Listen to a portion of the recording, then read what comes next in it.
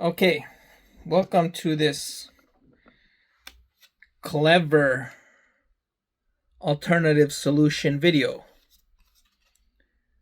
We are going to discuss CBT and DBT. This is therapy, cognitive behavior therapy, and dialectical behavior therapy. They involve managing our emotions, our compulsive behaviors, our negative thoughts, and ruminating about the past, and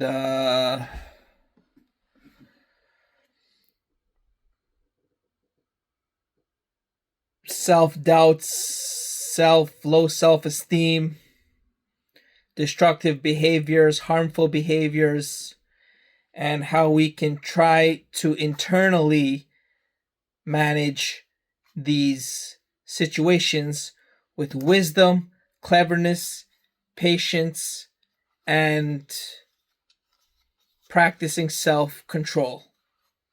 Now, the thing I've learned with learning about and practicing CBT and DBT is that it takes a shitload long time to master. It's enough to know about it, but once I tell you it, you're gonna be like, oh, that's very cool, and I get it. But it's not gonna work immediately. It's like any healing process. Once you're harmed, it takes a long time to heal a broken bone. So using CBT and DBT to manage your emotions and behaviors, it's a work in progress. Eventually, it does start to work, but it takes a long time to practice and master. Like I read in a book somewhere, it takes a year with a therapist. So imagine when you don't have a therapist, how long it takes. It takes a while. But I'll summarize for you what the general best practices are. So for CBT, basically you have this triangle: thoughts, behaviors, and emotions. So you have your emotions, how you're feeling. You have your thoughts, what you're thinking, what's racing through your mind, what's on your mind, how you're feeling, your emotions, and your behaviors, what you're doing. And the core philosophy is if you change one of these three, it impacts the other two. So if you're having negative thoughts, get up and do something different will change your negative thoughts. Go for a walk. It's not always that simple. You're not going to be 99% motivated to get up and go for a walk when you're in a time of crisis and bad emotions. But there's more techniques to it. So what the wisdom aspect and knowledge aspect of CBT and DBT is to learn what all the symptoms are. So when you're having negative thoughts, we can actually dissect what type of negative thought, no matter what it is that you're having. These are the following: black or white.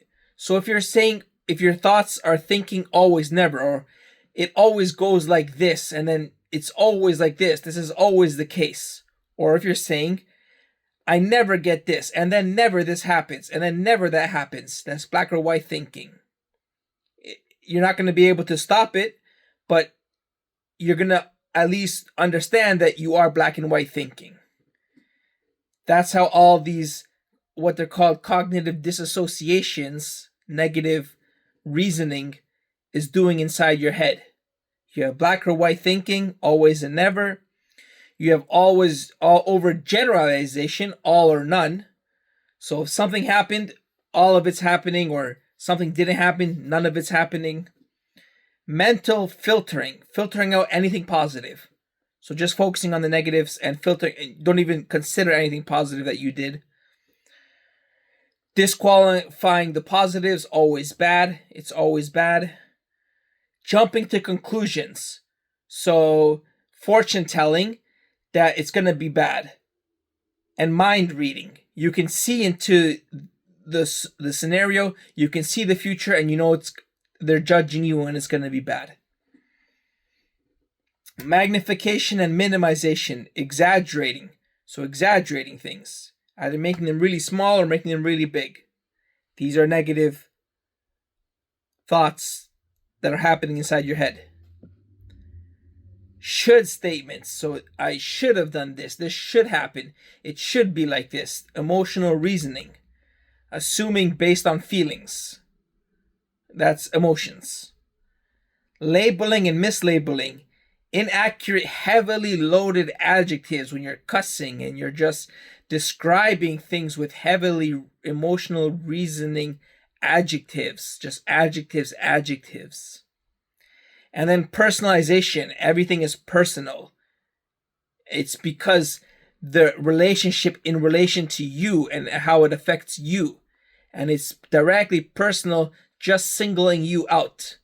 So these are 10 of cognitive biases. So you can write them down and then notice when you're having these racing, persistent, annoying thoughts, label them inside your head. You're not going to be able to change them, but you can at least label them of they are this type of negative thought, and they're going to be combined and come at you with full force. You're going to have like 3 or 4 or 5 or 6 of these all at the same time, just one after another, rotating and switching up.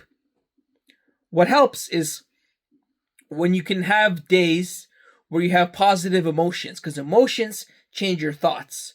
So if you can make yourself happy, if you can be content with the success in your life, with the relationships in your life, with your quality of life, with your achievements and your accomplishments and your pets and your hobbies and your interests and your abilities and your talents and your finances and your health, whatever positive things you can advance in your life, advance those scenarios, because those are going to give you positive emotions as much as possible.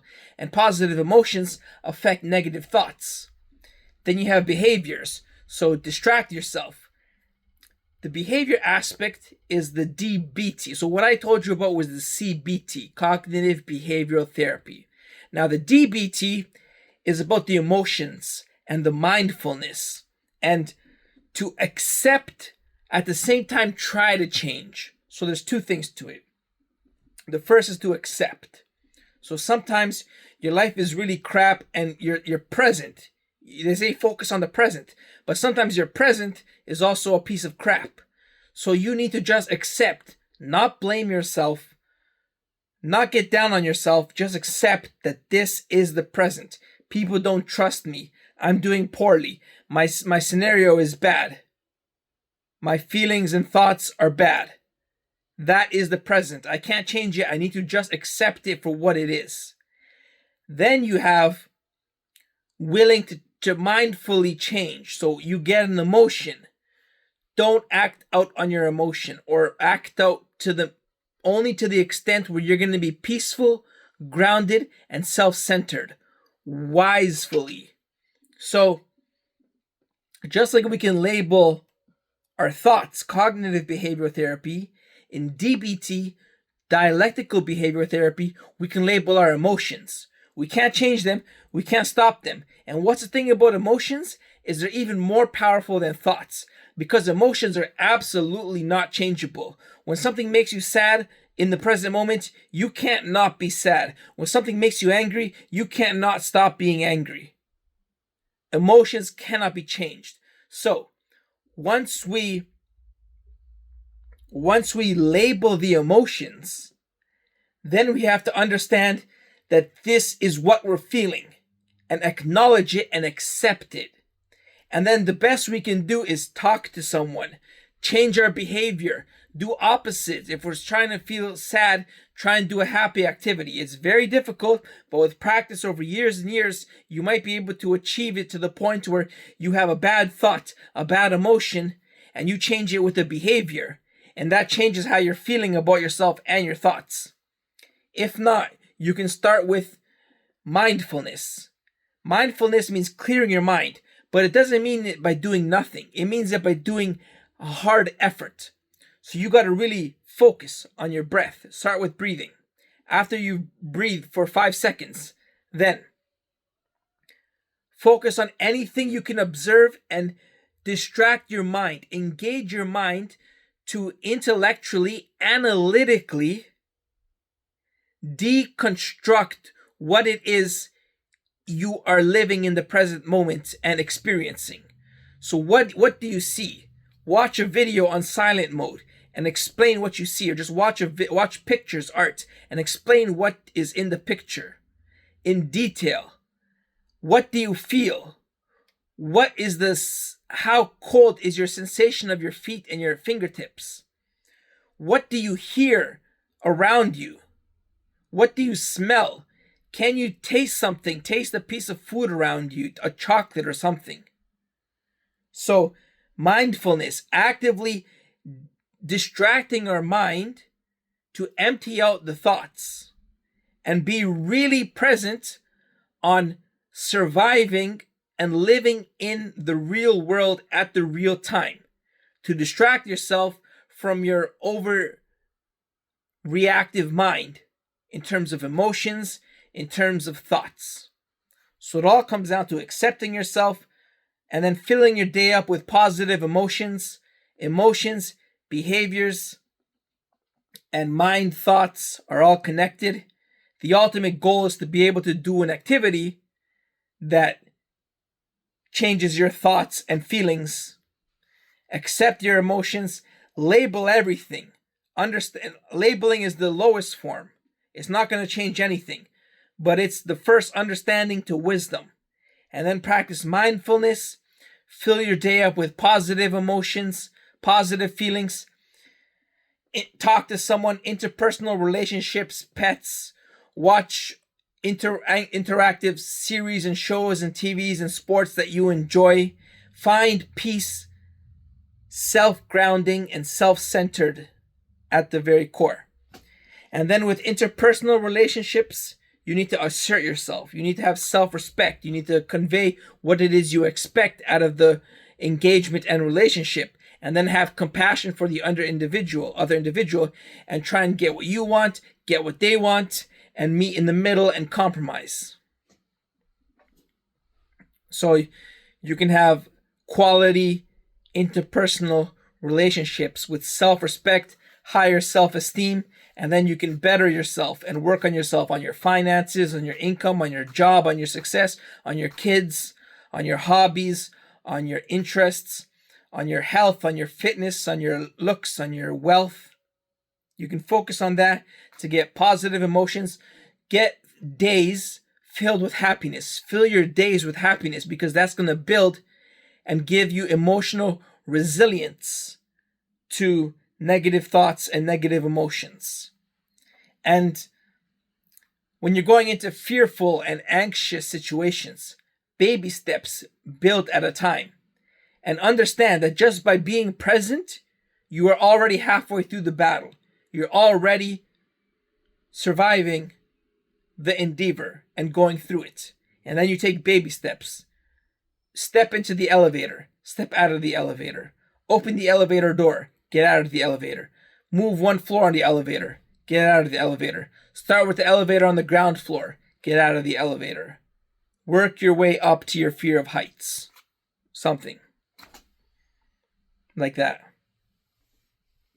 So CBT, DBT. Write them down on a notebook, the strategies, techniques, and what you've learned on your little notes in your phone, on a paper and pencil workbook, so you can go over them and change if you have negative behaviors like overeating, eating disorders, self-harm,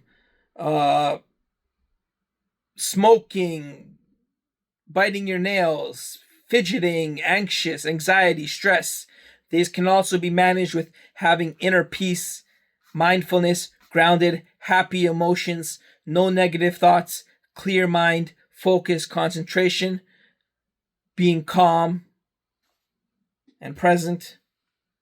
So it's all about mastery, and all of this practice and willingness to work on yourself, starting with the just understanding, wisdom, and knowledge and labeling things, is the process to mastery of inner peace and high grade performance. But it takes a shitload long road to work on, just like anything else in your life. The good thing is it doesn't require a lot of time consuming energy. You can practice it any time of day, whenever you have time, whenever it's necessary. You can do your best.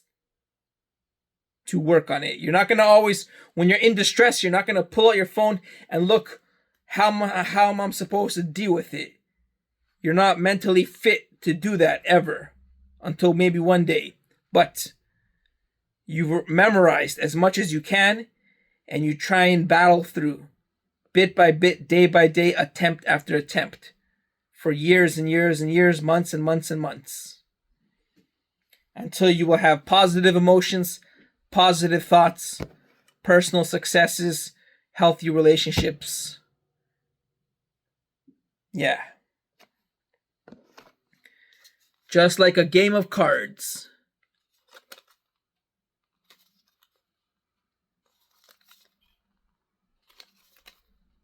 It's all in a game of cards.